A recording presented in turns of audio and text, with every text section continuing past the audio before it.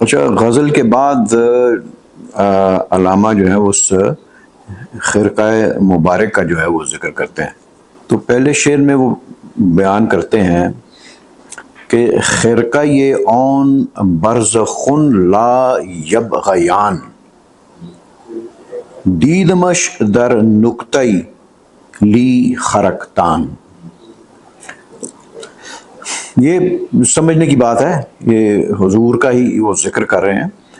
پہلے مصرع میں ایک آیت کی طرف جو ہے وہ اشارہ ہے، جو کہ سورہ نمبر 3 اور آیت نمبر شاید 55 ہے، جس میں کے مطابق خدا نے چلائے دو دریا مل کر چلنے والے، ان دونوں میں ہے ایک پردہ تاکہ ایک دریا دوسرے دریا پر زیادتی نہ کرے. دوسرے مصرع میں وہ ایک حدیث کا بیان ہے، میرے لیے دو خرقے، یہ رسول اللہ کی حدیث ہے کہ یہ میرے لیے دو خرقے یعنی کہ دو شانیں ہیں میری، ایک فقر اور دوسرا جہاد. یہ رسول اللہ کی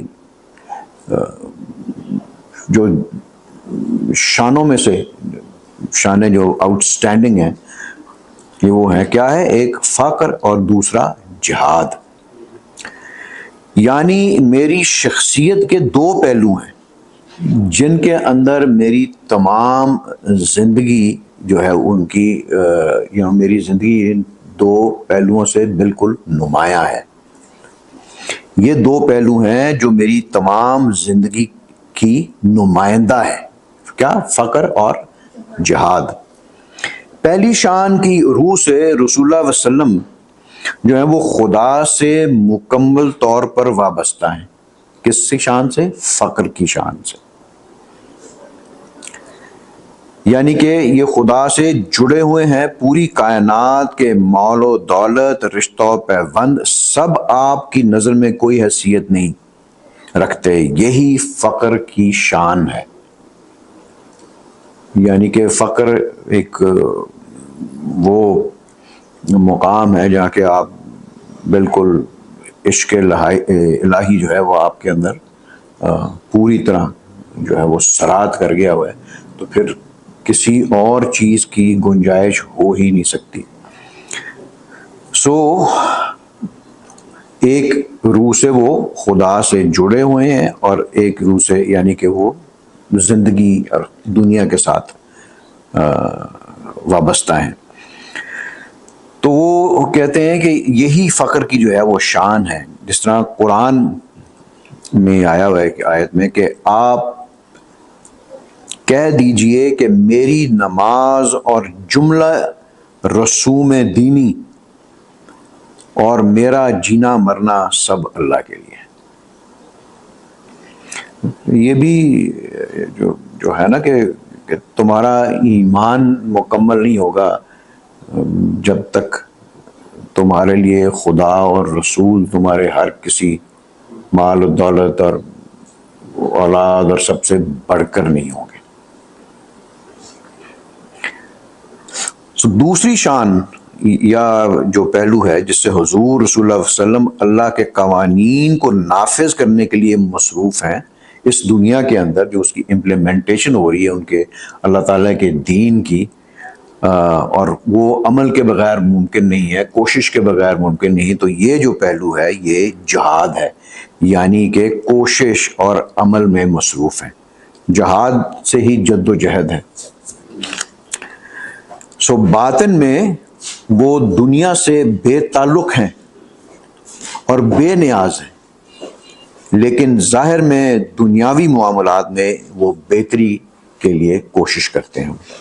تو آپ اس چیز کو بس وہ سمجھے نا کہ رسول اللہ کے جو دو پہلو ہیں، ایک کی روح سے وہ خدا سے جڑے ہوئے ہیں اور دوسری روح سے وہ دنیا سے جڑے ہیں جس میں دنیا کی وہ بہتری کے لیے کوشاں ہیں. یعنی کہ اس کو ایسے بھی کہہ سکتے ہیں کہ دل بے یار و دست بیکار. یعنی کہ دل جو ہے وہ خدا سے، باطن جو ہے خدا سے جڑا ہوا ہے، لیکن ہاتھ جو ہیں وہ دنیا کے کاموں کاج کے اندر جو ہیں وہ مصروف عمل ہیں۔ یہ شعر علامہ نے حضور کی یہی دو شانوں کو واضح کرنے کے لیے لکھا ہے، رسول اللہ کے روحانی اور یعنی کہ بشری پہلو۔ حضور صلی اللہ علیہ وسلم جو تھے وہ صاحب فقر تھے، جن میں یہ دونوں شانیں لازم و ملزوم تھیں۔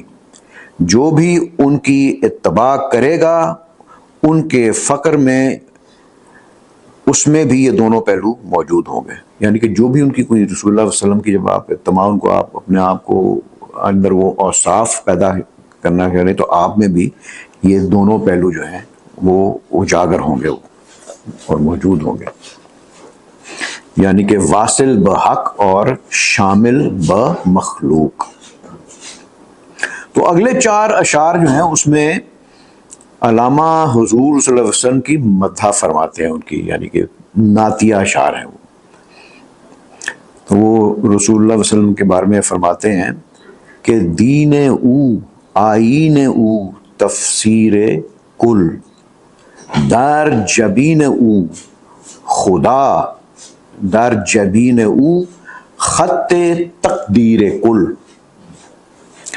عقل را او صاحب اسرار کرد، عشق را او تیغ جگردار کرد، کاروان شوق را او منزل است، ما همه یک مشت خاکیم او دل است، آشکارا دیدنش اسرای ماست، در ضمیرش مسجد اقصای ماست۔ یعنی کہ دین نبی اور آئین نبی ساری کائنات کی تفسیر ہے، یعنی رسول اللہ علیہ وسلم کا جو دین ہے اور ان کا جو قانون ہے وہ ساری کائنات کی ایک وہ تفسیر ہے، ساری چیزوں کا وہ احاطہ کرتا ہے۔ کائنات کی تقدیر ان کی پیشانی پر عیاں ہے، کیونکہ یہ تمام کائنات ان کی وجہ سے وجود میں لائی گئی ہے، وہی صاحب لولاک ہے۔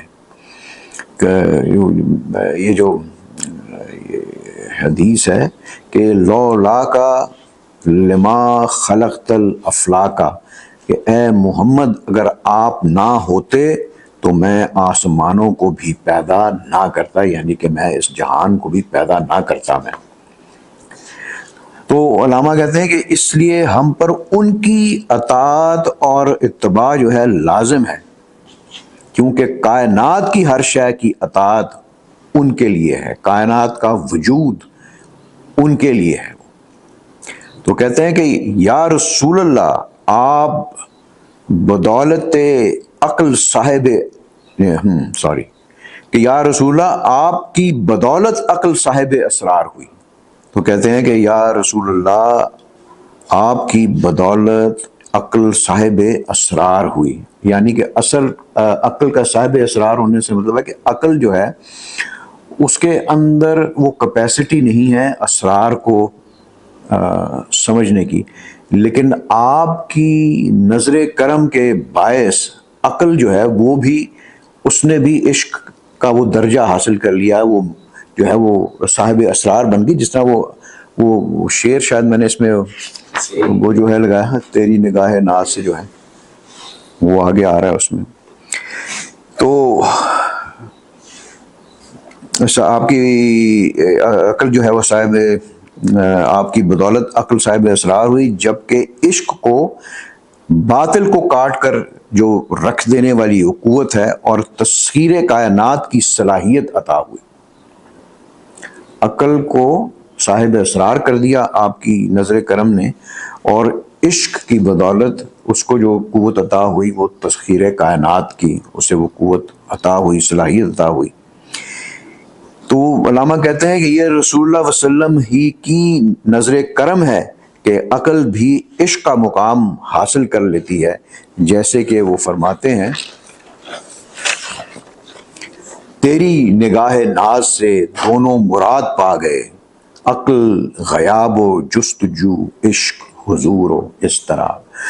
یعنی کہ آپ کی نگاہ کرم سے دونوں مراد پا گئے، عقل بھی یعنی کہ جو جستجو اور میں لگی رہتی ہے ہمیشہ، اس کے سوالوں کے جواب ہی نہیں کبھی اس کو وہ مل پاتے، اور اسی تگ و دو میں وہ لگی رہتی ہے. اور وہ جو عشق اور اس کا جو حضور، وہ حاضری اور جو اضطراب ہے، وہ اس کی قربت کی وجہ سے، عشق کی قربت کی وجہ سے جو وہ حاصل ہوتا ہے. تو وہ کہتے ہیں کہ دونوں کے دونوں جو ہیں وہ انہوں نے آپ کی نگاہ ناز سے ایک ہی مرتبہ جو ہے پا لیا.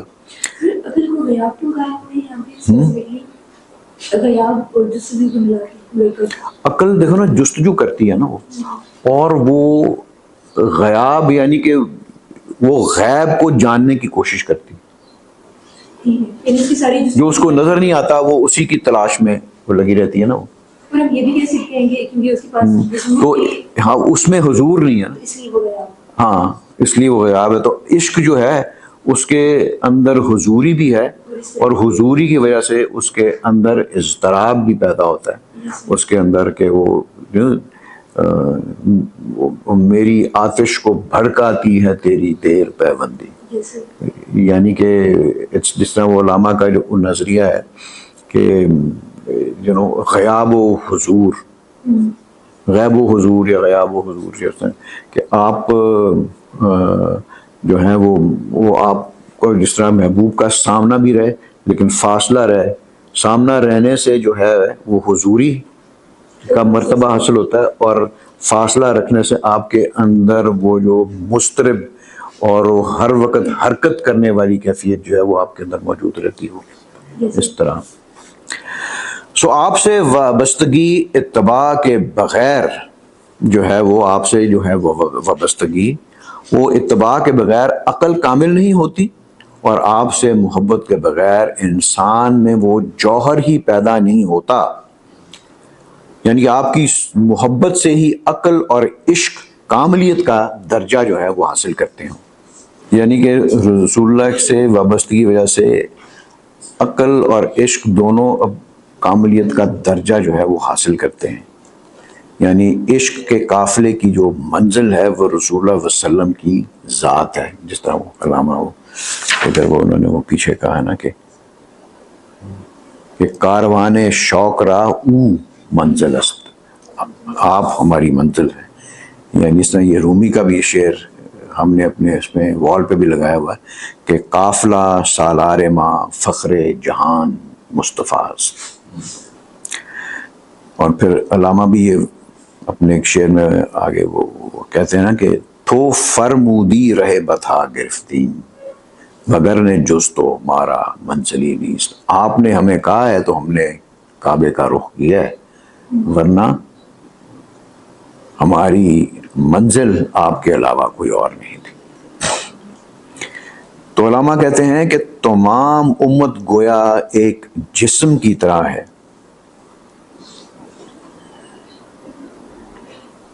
جبکہ رسول اللہ وسلم حضور جو ہیں اس کا دل ہے. جس طرح جسم دل کے بغیر مردہ ہے، اسی طرح یہ امت ان کے بغیر بے جان اور مردہ ہے. انہی کی ذات ہمیں خدا سے جوڑتی ہے اور اس کی بندگی سکھاتی ہے. عشق رسول ہی عشق الہی کی طرف لے کر جاتا ہے. تو کہتے ہیں یا رسول اللہ، آپ مسلمانوں کو آگاہ کر دیں کہ اگر تم اللہ سے محبت کرنی چاہتے ہو تو میری اتباع کرو. اس کا نتیجہ یہ ہوگا کہ اللہ تم سے محبت کرنے لگے گا. یہ قرآن کی آیت ہے. سو آپ کی محبت کے بغیر یہ امت جو ہے یہ مردہ ہے. علامہ فرماتے ہیں کہ حضور صلی اللہ علیہ وسلم کو آشکارا دیکھنا ہمارے لیے معراج ہے. ہماری مسجد اقصی حضور کا ان کا وجود ہے، ان کا ضمیر ہے، کیونکہ حضور رسول اللہ وسلم جو ہے وہ صاحب معراج ہیں، اس لیے حضور کا دیدار ہمارے لیے معراج کی حیثیت رکھتا ہے۔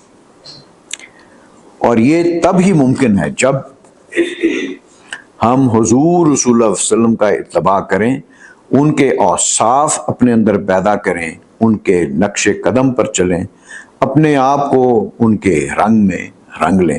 جس طرح وہ بچپن میں ان کو جو تھا وہ شیخ نور محمد نے علامہ کو قرآن پڑھتے دیکھا، اور دیکھتے تھے اور مسکرا کے چلے جاتے تھے، تو کچھ دن اس طرح ہوتا رہا، اور پھر جو علامہ نے یہ انہوں نے کہا کہ یہ جو ہے وہ ایک دن وہ پوچھ لیا انہوں نے کہ کیا پڑھ رہے ہو، تو وہ بڑے حیران ہوئے کہ وہ قرآن پڑھ رہے تھے، تو انہوں نے کہا کہ یہ کیا پڑھ رہے ہو، تو پھر انہوں نے اپنے والد سے جا کے پوچھا کہ آپ نے جو ہے وہ نہیں، تو انہوں نے کہا کہ کیا پڑھ رہے ہو، تو انہوں نے کہا کہ قرآن پڑھ رہے ہو، تو پھر انہوں نے کہا کہ جو ہے نا قرآن اس طرح پڑھو جس طرح تمہارے پر نازل ہو رہا ہے۔ تو انہوں نے خیر بہرحال اپنے والد سے جب اس سے حیران ہوئے کہ بھی قرآن تو نازل ہو چکا ہوا ہے، تو انہوں نے جو تھا وہ اپنے والد سے پوچھا جا کے کہ آپ کی اس سے کیا مراد ہے، تو انہوں نے علامہ کو کہا تھا کہ قرآن اس طرح پڑھو جیسے کہ تم پہ نازل ہو رہا ہے، اس کا مطلب یہ ہے کہ جتنا تم اپنے آپ کو رسول اللہ علیہ وسلم کے رنگ میں، ان کے اوصاف اپنے اوپر جو ہے ان کی اتباع سے اپنے اوپر اندر پیدا کر لو گے تم، اتنا زیادہ قرآن کی حقیقت جو ہے وہ تمہارے اوپر کھلنی شروع ہو جائے گی۔ جیسے کہ رومی فرماتے ہیں کہ دیکھنے کا طریقہ یہ ہے کہ دیکھنے کے لیے دکھنے والا بن جانا شرط ہے، یعنی کہ ایسی چیز کو وہ آپ اس کو اس طریقے سے دیکھیں کہ اگر آپ نے حضور کی ذات کو سمجھنا ہے تو پھر ان کی اوصاف کو جب تک آپ اپنے اوپر طاری نہیں کریں گے تو آپ ان کو ان کی ذات کے اندر ان کی شخصیت کو آپ نہیں جان سکتے۔ وہ یہ مولانا کا شعر ہے جس میں وہ کہتے ہیں کہ پس قیامت شو قیامت را ببین، دیدن ہر چیز را شرط است این، کہ کسی چیز کو بھی جب واضح طور پر دیکھنا ہو تو پھر اس جیسی اس کے لیے پہلی شرط ہے کہ اپنے آپ کو بھی ویسا ہی بنا دو۔ بڑی بہت بڑا یہ بات ہے، بہت بڑا شعر ہے یہ، اس کے بہت زیادہ اس کے مطلب اگر آپ اس کو دیکھیں تو آپ کو اور بھی اس کے بہت سارے معنی کھلتے ہیں اس کے اوپر۔ علامہ کہتے ہیں کہ اگر حضور کو دیکھنا چاہتے ہو تو ان کے اوصاف کا عکس اپنے اندر پیدا کرو۔ رسول اللہ علیہ وسلم کی مدحت کے بعد علامہ اپنے جذبات کا اظہار کرتے ہیں اور فرماتے ہیں مجھے اس خرقہ مبارک سے حضور رسول اللہ علیہ وسلم کی خوشبو آئی، میرے پر مستی کی ایک کیفیت طاری ہوگی، ان کے جسم کی خوشبو نے مجھے اللہ کا نعرہ عطا کیا، عشق رسول اور عشق الہی کا جذبہ جو ہے وہ میرے اندر وہ پیدا کر دیا اس نے، اور عشق کی شدت نے مجھے بے قابو کر دیا۔ اس بے پرواہ عشق نے میرے دل کے ساتھ وہ کیا جو تند اور تیز شراب سراہی کے ساتھ کرتی ہے، اس نے میرے دل کو سوز و گداز سے پگھال کر رکھ دیا، اس زور جنوں سے میرا دل میرے دل میں بے رقص آمد، یعنی کہ دل جو ہے وہ بالکل بے قابو ہو گیا اور وجد میں آ گیا، اور مجھے ایسا لگا کہ میرا دل ایک آنسو بن کر میری آنکھ سے ٹپک پڑے گا، یعنی کہ یہ جو عشق کی شدت ہے یہ اس کا ایک جو اس کے اندر جو اس کا علامہ کے اندر جو جذبہ پیدا ہوا یہ اس کا اظہار ہے اس عشق کی شدت کا۔ تو اب وہ کہتے ہیں کہ میرے دل نے مجھ سے کہا، اب یہ ان کی دل کی اور ان کی گفتگو ہے کہ اے اقبال، میں جبرائیل ہوں اور میں آشکار نور ہوں. یہ دل کہتا ہے. حضور صلی اللہ علیہ وسلم کی خوشبو سے مجھے ان کی قربت ایسے حاصل ہو گئی جیسے جبریل کو خدا سے. یعنی کہ وہ جو مہک تھی ان کی جو ہے وہ جو جسم کی، اس نے علامہ کو وہ اس جوش عشق سے جو ہے وہ جذبہ عشق سے علامہ کے جو ہے وہ بالکل رسول اللہ علیہ وسلم کے قربت کے اوپر ان کو وہ لے گی اسے. تو میرا دل نور سے منور ہو گیا. اس سے پہلے میں نے اپنے دل کو ایسی حالت میں کبھی بھی نہیں دیکھا تھا. اب آپ یہ دیکھیں کہ یہ تو سب سے کو قریب ان کو ایک ان کے کسی ذاتی شے کے ساتھ ان سے قربت کا ہوا. تو اگر وہاں پہ جاتے ان کے مزار پر حاضری دیتے روضے پہ، تو وہ کہتے تھے کہ شاید میں واپس ہی نہ ہوں، زندہ ہی نہ واپس آ سکوں. تو وہ کہتے ہیں کہ اس کیفیت میں میرا دل رومی کے اشعار پڑھتا تھا اور کبھی ہنستا تھا اور کبھی روتا تھا. یا اللہ میرے دل کو کیا ہو گیا ہے، یہ دیوانہ اور یہ فرزانہ کون ہے. اب انہوں نے دل کو پرسونیفائی کر دیا ہے، ایک علیحدہ شخصیت دے دی اسے. تو اس نے مجھ سے حرم یعنی کہ وہ خرقہ مبارک جہاں پہ موجود تھا میں شراب اور شراب پلانے والے مغ بچے کے بارے میں گفتگو کی. اس نے میرے ساتھ عشق و معرفت کے راز و نیاز اور حقیقت جو ہے وہ بیان کی. کیونکہ دل وہ انسان کا حصہ ہے جس کے اوپر واردات ہوتی ہیں، اور وہ رسول اللہ کے عشق کی قوت کی وجہ سے اس دل کے اندر وہ واردات جو ہے نا وہ راز و نیاز اور حقیقت جو ہے ان کے اوپر واضح ہونی شروع ہوگی. میں نے اس کی اس بے باکانہ یہ جو ہے اس کی یہ بے باکانہ باتیں سن کر اسے دل سے یعنی کہا کہ خاموش ہو جا، کیونکہ یہ مقام بے انتہا ادب کا ہے. تو وہ دل کو کہتے ہیں کہ میں نے تیری اپنے خون سے پرورش کی ہے اور صاحب آہ سحر بنایا ہے تجھے عشق سے آشنا میں نے کیا ہے.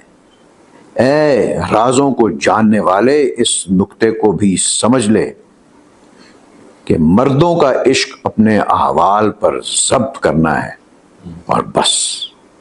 یہ مطلب کہ نا جو مرد ہوتے ہیں وہ اپنے حال کے اوپر ضبط کرنا جانتے ہیں. وہ تو آگے سے دل کہتا ہے، یعنی کہ علامہ کا بھی کو ضبط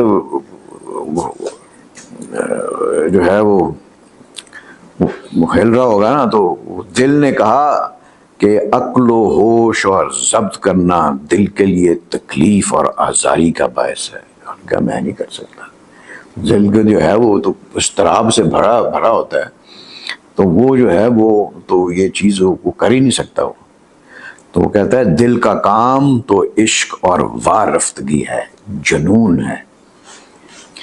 تو اس نے نعرے حاضر تا فتاد اندر سجود، شعلہ آواز او بود خود نہ بود. یہ کہہ کر دل نے عشق کے جوش جنون سے نعرہ زن ہوا اور سجدے میں گر گیا. گویا اس کی آواز کا شعلہ تھا لیکن وہ خود نہ تھا. یعنی دل عشق کے شعلے میں جل کر جو ہے وہ فنا ہو گیا، وہ راکھ ہو گیا. صرف اس کے شعلے کی آواز تھی. تو میرے دل کی حالت بھی کچھ ایسی ہی تھی. یعنی کہ وہ سے کہنے کا یہ ہے کہ جس طرح پروانہ جو ہے وہ شعلے سے وہ جل جاتا ہے، تو اس طریقے سے جو ہے وہ ان کی وہ عشق کی تپش سے جو ہے وہ میرا دل بھی جو ہے بالکل یعنی کہ اپنی انتہا کو پہنچ گیا. تو یہ جو تھا یہاں پر یہ ختم. اس کے بعد 2 ٹاپکس اور رہ گئے ہیں اس کے, وہ ہم اگلی دفعہ جو ہے کر لیں گے. لاسٹ والا جو ہے وہ کافی لمبا ہے وہ.